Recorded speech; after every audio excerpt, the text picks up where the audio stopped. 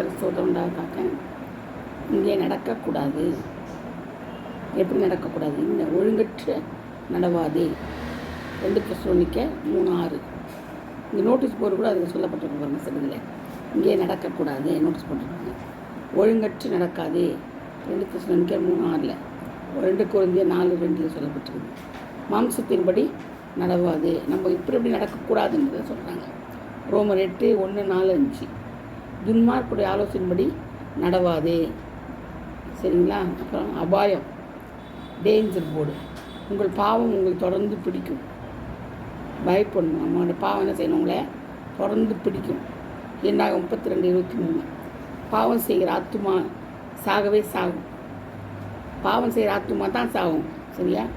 அது எசேக்கியேல் 18:4-18 சொல்லப்பட்டிருக்குது. நீங்கள் எது சொன்னாலும், நீங்கள் எது மற்றவங்களுக்கு சொல்லும் போதும் வசனத்தை கோட் பண்ணி தான் சொல்லணும். வசனத்தை கோட் பண்ணி சொல்லும் போதே நம்ப மாட்டாங்க ஜனங்க.